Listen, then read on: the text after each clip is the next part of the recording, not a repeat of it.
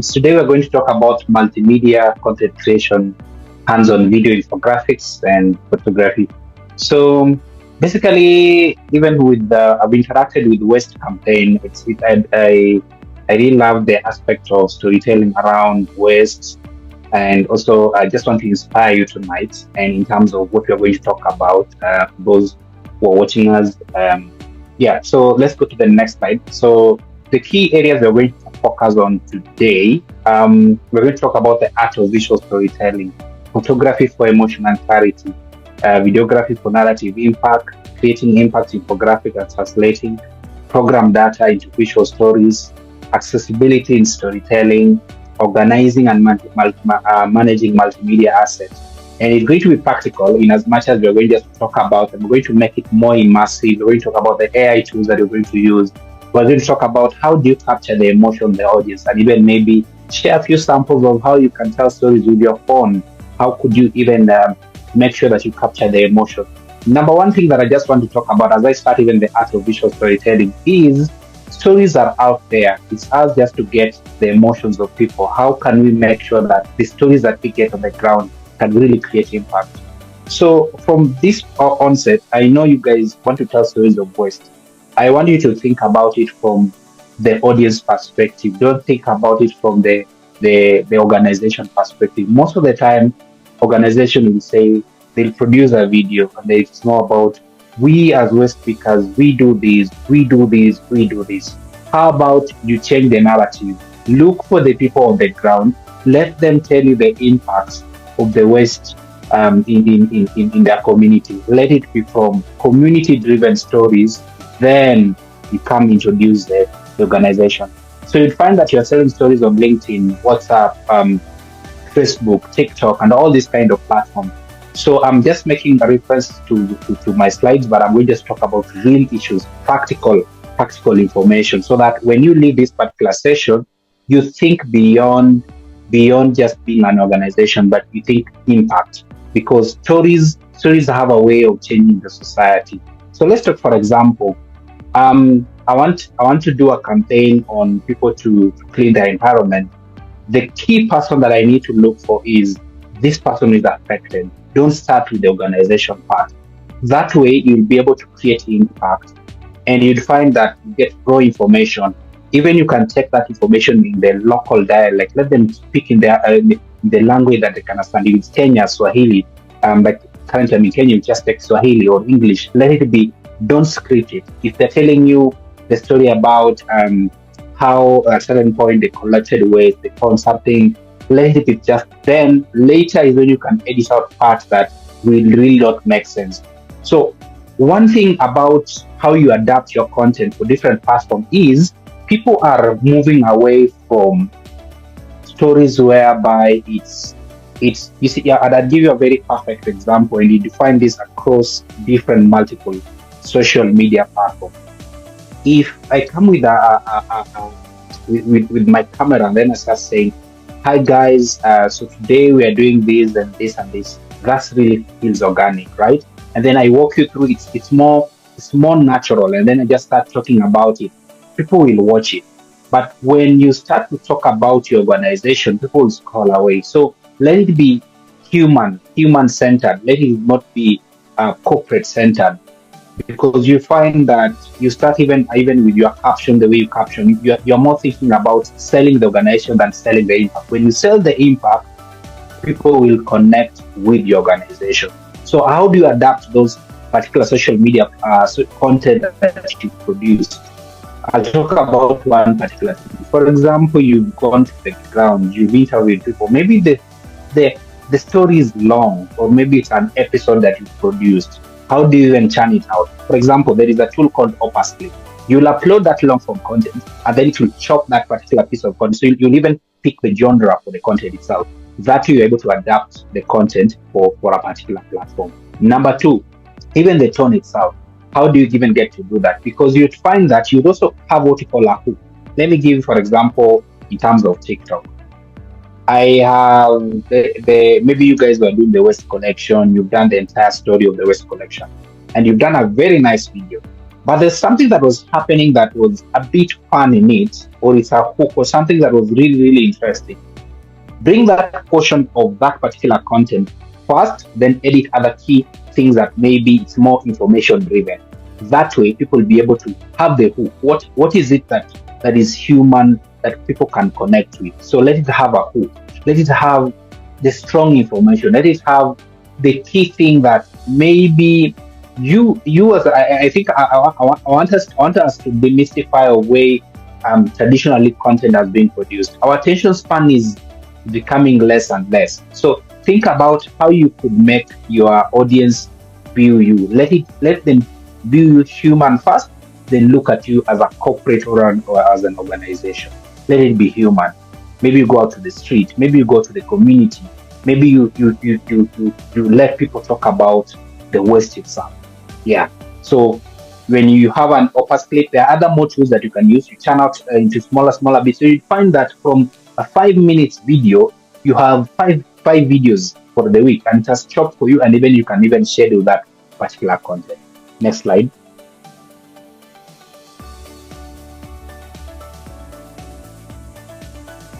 So story planning, pre-production. Most of the time, the current graph is no scripting, no storyboard, and the goal is to use a planning mindset. So you'd find that what most people do is they they they don't have the idea of what they're going to tell. So you'd find that you have to come up with sort of like for example, what is the topic all about? What's the story that we're going to capture? So for example, I've listened to the West. It's called the youth organization in Mombasa. So for example, we want to go and tell the story on the ground.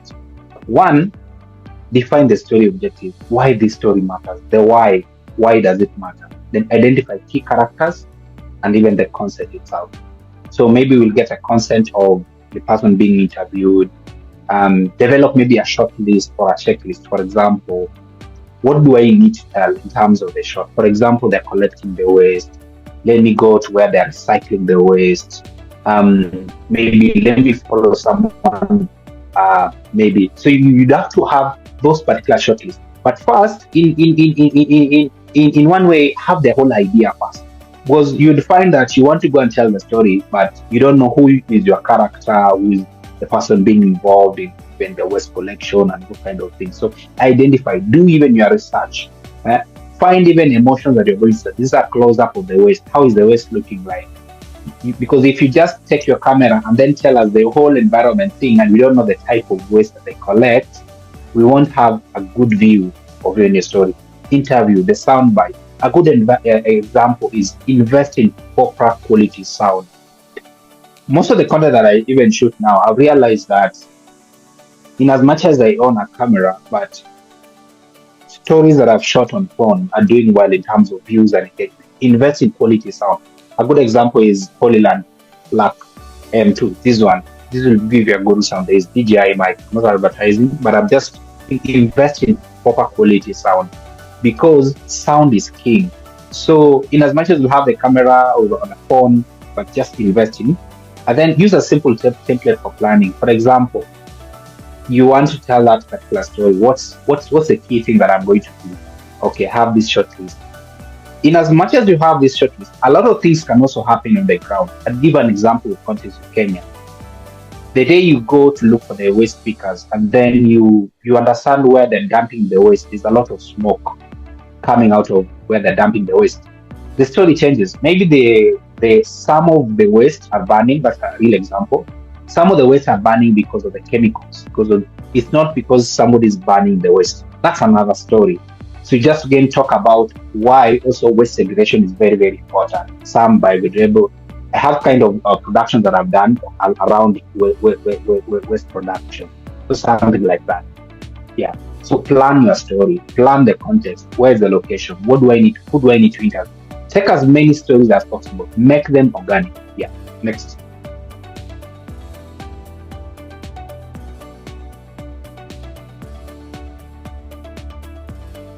Photography for storytelling.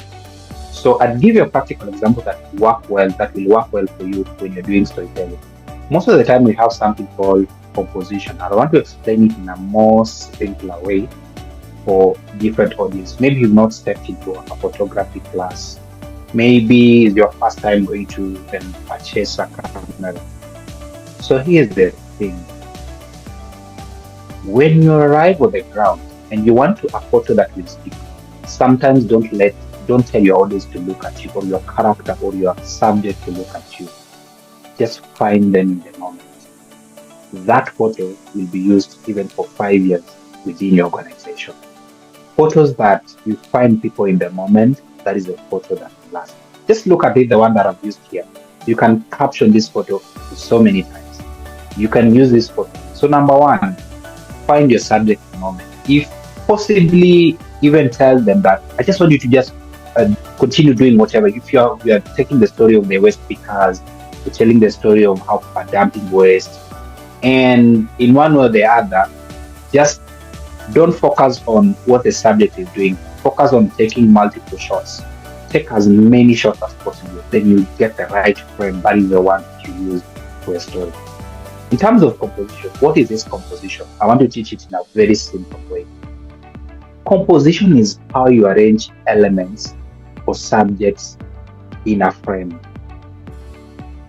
And what happens with this composition is it's mostly about the position of the photographer, the position of the subject. So if, for example, I'm seeing the subject is on this side, if I take this subject on this side and then I put you on this particular angle, there is maybe the person is collecting waste. If I have a very full frame whereby they're using a certain thing just to take out the waste, that way you'll have a good story. Who are the subjects? Where is the light coming from? And is there sort of like, can we also have a background where there's a huge waste behind the subject? That is composition.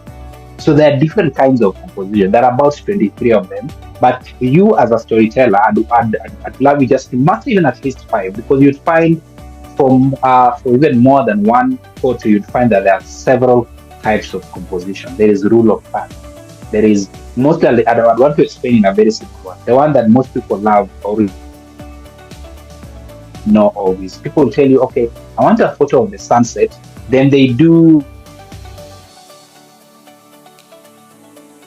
a frame within a frame. You find the subject is on a frame. I don't want to just go and look at that. That's composition. You frame something within a frame. There is also this rule of third.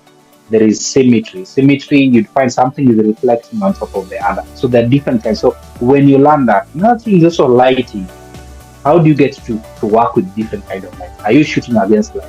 What do you need to make sure that that story is working well? For example, if you're using a camera, you definitely need what you call a speed light. If you're using your phone, are you shooting against light? I'd want to show you that in a few. Yeah. Then emotions, that person crying, is that what is really, really happening? And then find them on the movement, find them in action, find them in action. And then even as this is something also I want to talk about. When you're also captioning the photo, don't use so many things. Don't use so many words. Just let people sink in the moment and just make it simple. Yeah. Then ethical respect and consent. If I take this photo, how will it portray the subject? Will it portray the subject as weak or as having power, or will it portray the subject as somebody who's changing a community? Sometimes you don't have time to seek consent when you're taking the photo. For example, you find there's an action. After you've taken the photo, maybe you could just seek the consent and then say, okay, I've taken a photo of you, but for me to use this particular photo, I'd need your consent. Because impact storytelling is going to be the next big thing for organization. So you'd find that AI is coming in, but the need for stories or photos that speak, that involves real human, are going to be more valuable. Yes, good. Next slide.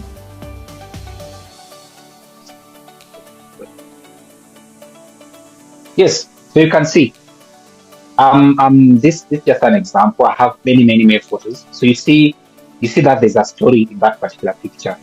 Yeah. So I did tell the subject to look at me.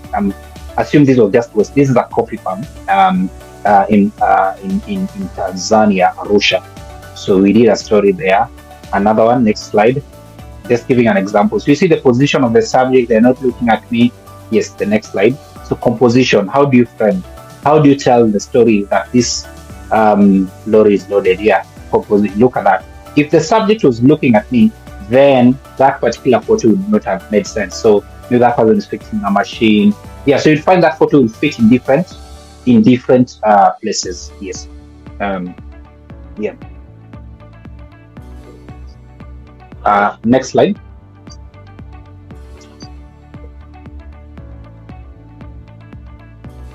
Yes. So before I talk about this is what I was referring to as a speed lights. So it's sort of like you are in a dark room and you really want to have very good photos for the story. And yeah, so you can invest in a speed light. So you'd find that if you're outdoor, maybe you might not need this, or at certain in certain scenarios you might need this. Now, data informs stories, but stories inspire action. So this will come in handy when we come to even post production or references or in your voiceovers. You've reached this number of people, or you're using one person to represent other people in the story. So start by identifying one key message that you want your audience to remember. One in every this is affected by this. Like for example, something in waste or even in air pollution or something like that. There is PM 2.5. It's mostly coming from vehicular emissions. So it's really affecting the livelihood of people, or burning of waste. You get that, and maybe you quote maybe certain laws. Even burning of waste is illegal. You need to go and search for the waste pickers in Kenya or even other people. So it's more something like that. So you have to quote certain information and then make this information available. Use even icons, logos, or something that really use charts, icon maps. That is in terms of visual representation of that. So you find people to remember the data. There are maybe a good example. One in 5 children dies of malaria or something like that. Just an example. I'm not saying that's that one. So then maintain brand consistency. So for example, you have your organization. So I'll keep a very I hope I'll be able to share that at the end of my slide. I just share my screen. Just show you, maybe you have your brand, maintain brand consistency through colors, fonts, and logos. So number one, if you're taking notes, I want just you to do this, write this somewhere. If, for example, I'm looking for maybe a specific font, you can do Google font, or there is one called Da Font. Go to that particular site to get that particular font that you could work with. Then there is colors. Colors, you have to write this somewhere again. Color codes. So understand what's the color code for green, or for that particular organization. There's a particular green for Kenya. There's particular green for Safaricom. So you can Google it. What's the color code for Indigo? For those who would have challenges in terms of identifying. So when you have that color code, you paste it in that particular software that you're working with. What's the color code? So you want to maintain that brand consistency. So every infographic should answer what happened, why does it matter, what changed. Yeah, what happened, why does it matter, what changed? Because we have to also have to see the reduction. Yeah, in for example, there are tools that you could use: Adobe After Effects, Canva. There is one called Envato, but you have to subscribe. You'll get amazing images for even logos. There is also freepick.com. You could get amazing icons, freepick.com. Google Image Effects, I'll show you that, maybe how you could work with it.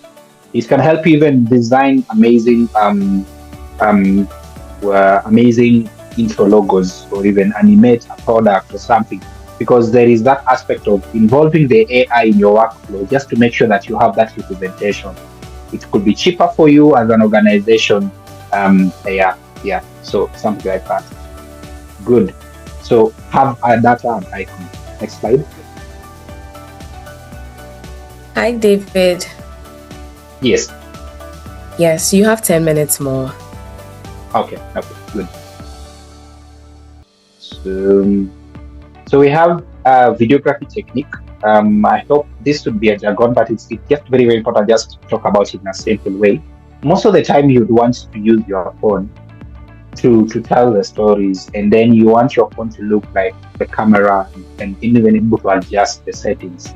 So there's an app called the Black Magic app. This is a bit intense, but it's important that when you have I'd want to give a very simple example of how you could do videography storytelling. I'd want to use an example. I want you to imagine this. Number one, I'm telling a story of a farmer. So I've arrived on the ground. One of the first things that we're able to do is maybe assess or even try to look at what is happening, even the pre-interview conversation. And then when I'm telling the story, I'm on the ground, I try to capture as many shots as possible. They're called the cutaways, or you could call them other would call them overlays later you use on your story. So you'd find that if, for example, in the interview, you've done an interview and you've not left the ground, and the farmer was talking about we have about 200 chickens, get the shots of the farmer feeding the 200 chickens, or have a shot of the farmer feeding the 500 chickens. I've talked about the lighting, I've talked about the audio. Yes, and then avoid shaking, record clear ambient sound. For example, the birds chirping, record the cows, record just the things that the farmers talk about will be part of the story. Yes. So for phone, you use the Black Magic app. You will be able to record very, very nice the videos with your phone, or just naturally the way it is. Yeah. Good. Next slide. Yes, accessibility in storytelling. One, we'd want to have our stories to have captions. So it's more important that you have your caption, include the subtitles, yeah, or write a description. So for example, when you have a video, you can even have a hook on it.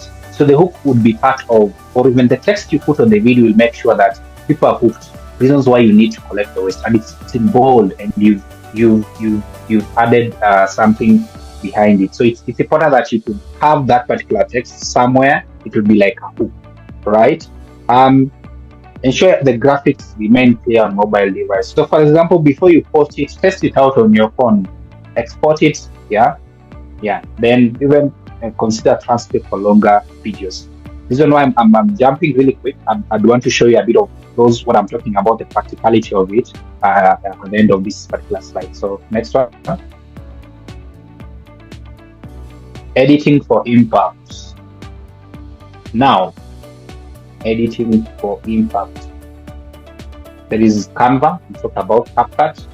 So when you're editing for impact, I want you to sometimes take your time to capture the natural sounds. In between you capture the video, you could be adding, for example, if you're talking about the pollution of rivers, get even a shot of a river flowing, and then that natural sound. People actually connect with it. It should not be more about narration, quite a lot of that.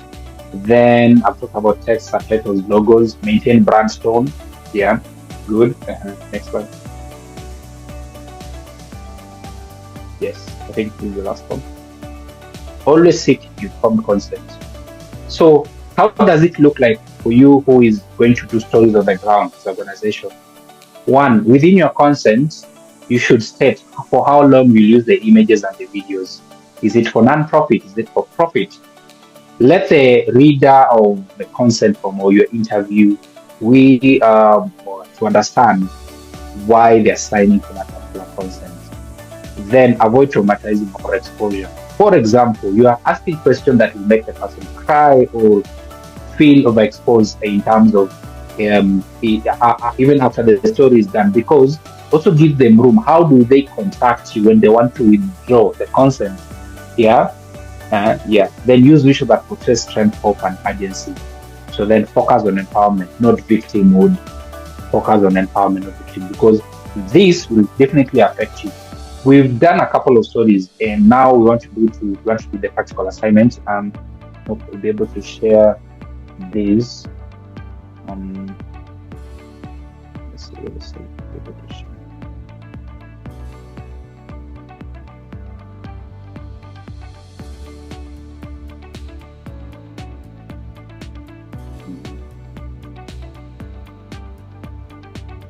Yes. So let me see if I'm able to share my screen.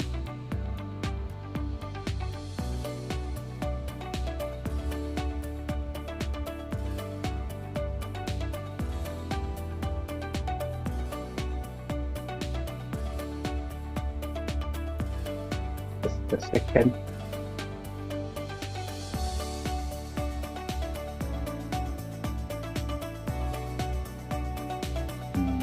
Able to see my screen? Yeah, I can see your screen.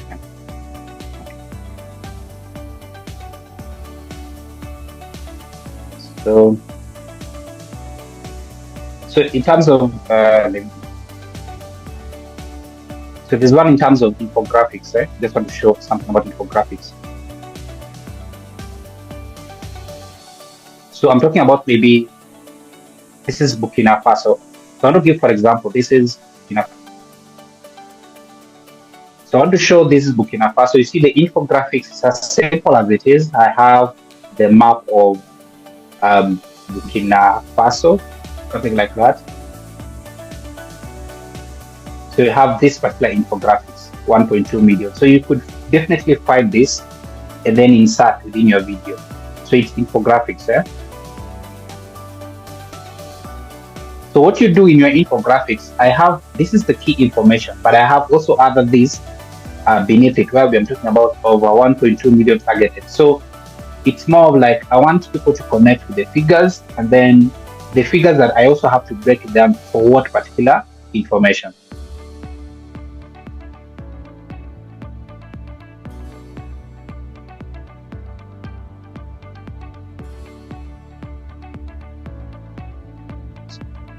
So that's an example. Another one could be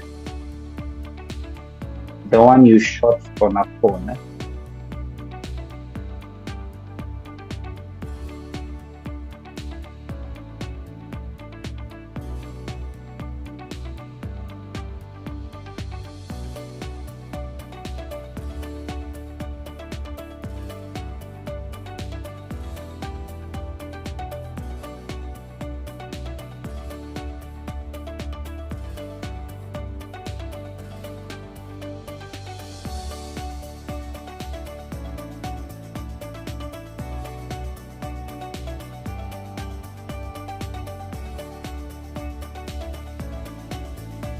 David, there's no So sound. let me break it down.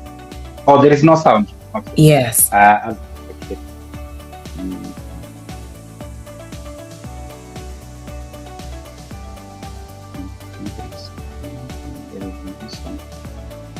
But let me break it down even without the sound. I hope we're talking about the visual storytelling. So you see here, this particular video, I'm talking about the aspect of, I'm talking about China. So I have the footage of the person speaking, and he's talking about China and Kenya relations and in terms of railway. So we have the visual, you have to get a shot of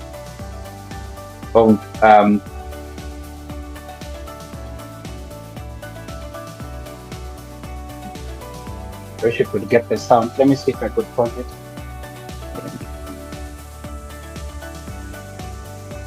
Just a second. Just try if you could get the sound.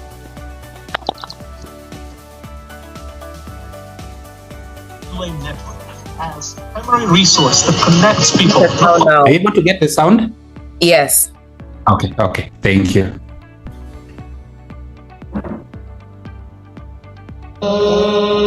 Welcome everyone to our new video series of Kenya-China cultural relations. And here we'll be focusing on how our two countries are actually having lots of things in common. Now, one of the things that I'd like to talk about in this very first episode is the Chinese New Year.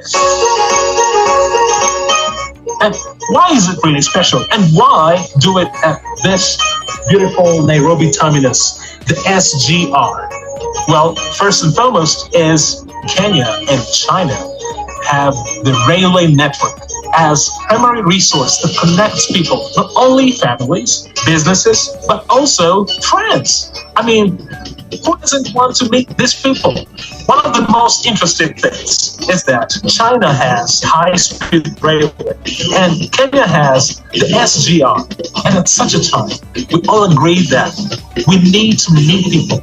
By meeting people, by connecting with people, we get to spend time together, eat together, tell stories, we catch up, and most importantly, we get to relax. And it all starts from here. So by just taking a speed train or by taking the SGR, it means it's the beginning of a journey of story. And this is our new video story. So let me break it down so it becomes a bit simpler for everyone. Yeah. So number one, where do we get all these stock footage that is for free for us to use? Because we are talking about telling the story of waste and all that kind of things. And we might not have the opportunity just to get all the shots that we need for the story. So it's called pixels. And if maybe talk about pixels, find the particular shot that you need that is contextualized within, maybe talk about waste in Africa or waste wherever. You could find that. Even some of the footage that we've taken there, they're copyright free. So you'd go to pixels.com, find there is Pixabay. So it will help you tell the story in terms of waste collection, help it gets to load. Yeah, so if I just maybe talk about waste, yeah, waste disposal. So you'd find a couple of shots. You see that? Yeah.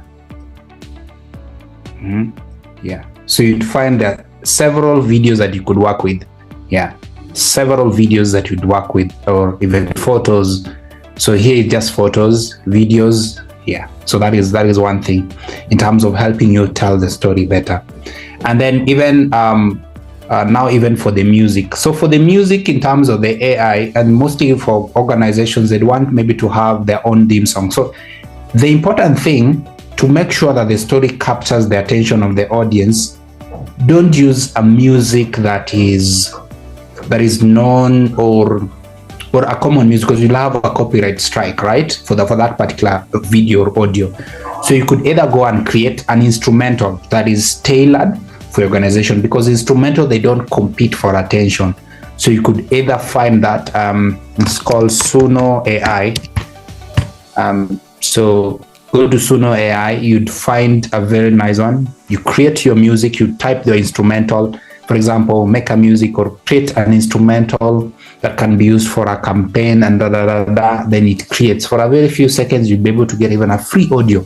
Yeah, and that's how you'll be able to even use it for your campaigns, because you definitely want to use music over and over again for your videos. Yes. Yep. Then this was the Opus clip that I was talking about. So for this particular Opus clip, maybe you are doing a podcast series and you'd want, I'm just making reference to some of the slides that talk about how do we now have content for multiple platforms, and you've seen it over and over on social media, even on TikTok. You wonder why yeah. Just to be sure, it's the slides that are showing, not what you're seeing. What we are seeing is the slides, not the Opus clip and the Suno AI. I don't know if you want to show that. And your time is actually up, but let's quickly run through this. Okay. So I'd love to share that just for 1 or 2 minutes, and then I'll welcoming the questions. Can I share? Okay. Yes, you please do. Please do. Have some a minute. Okay. Yes. So I was just talking about this as one of the tools that, so you have a podcast that is 5 to 10 minutes long, and you'd want to have multiple platforms. This was the size that I really talked about. So you upload the clip, you can even schedule even for content, multiple content. So if you have the premium version, you could schedule. By the free version, you can have it chopped. Yeah, assume we have this webinar is being recorded and you'd want now to churn out this webinar as smaller pieces of content for TikTok, Instagram, and all that, you simply upload it and then select it. You upload. You can simply do. There is examples of videos that have been done. So you find it chops for you. The content gives you even a sample of a caption that you could work with for your videos as well. Then the lastly that I want to talk about is Google Image FX. So Google Image FX. So Google has flow and all kind of things. So I could see we have, for example, zero waste bank stories. You could simply upload the image here, then it animates the logo, because maybe you don't have money to pay the animator, somebody to animate the work that you're doing. So you simply upload it, animate, or create a very nice animation that you'd want to work with in a campaign. So it's actually gives you a very good, I'll just give you an example of some of the projects I've done here. So like, for example, you can even see this is CeraVe. Just trying to create a video of CeraVe here, shot in a studio. So you just basically on your description. So I think that's it. So I've tried to just compress all this information within this particular session. Thank you so much. I appreciate it.